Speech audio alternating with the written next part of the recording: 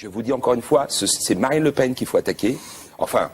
Il y a bien des gens qui votent pour le Front National. Et ce sont les lieutenants de Marine Le Pen. Il y a des gens très dangereux au Front National, comme Alain Soral, comme d'autres. Ce sont ces gens-là qu'il faut effectivement... Donc c'était une maladresse. Après l'intellectuel comme être déchu, le grand écrivain, on a aujourd'hui encore une sous-catégorie de tout ça, mais qui exactement comme il y a le morcellement des nations par l'Empire, il y a les morcellements de l'homme total par le processus de destruction impériale anthropologique. Et là, on a une figure horrible, auquel a échappé Dieudonné d'ailleurs, par un sursaut de conscience, qui est le comique.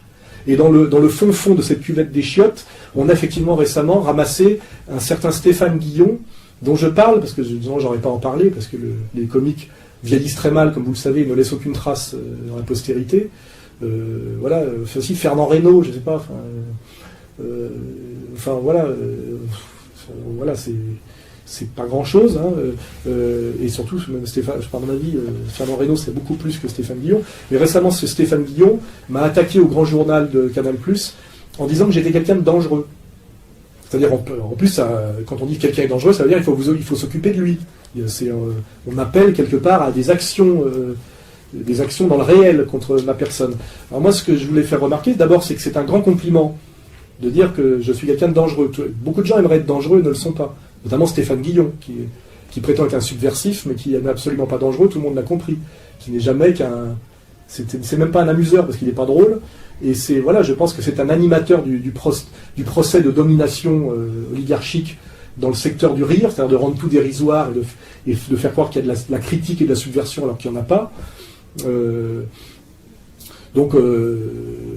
Le Stéphane Guillon, en me désignant comme dangereux, avoue déjà implicitement que lui n'est pas dangereux. Et après, la deuxième chose, c'est dangereux pour qui? Je suis effectivement dangereux pour les gens qui les payent, les gens qui l'ont soumis et les gens pour qui ils travaillent. Hein, donc tout ça, c'est un compliment effectivement qui me va droit au cœur. Et la dernière chose que je voudrais dire, donc c'est effectivement, je suis plus dangereux que Stéphane Guillon, c'est certain.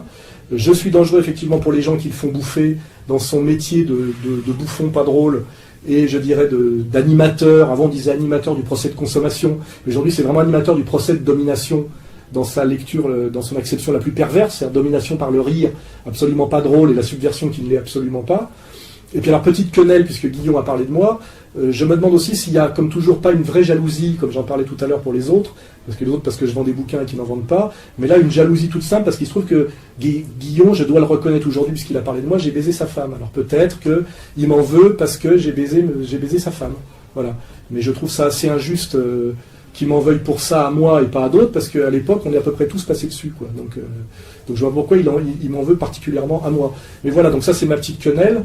Voilà, maintenant, comme ça tout le monde saura que ce Stéphane Guillon qui a dit que j'étais dangereux au grand journal de Canal+, je lui réponds en disant, bah oui, mais moi, non seulement je suis dangereux, mais en plus j'ai baisé ta femme et c'est pas demain que tu baiseras la mienne.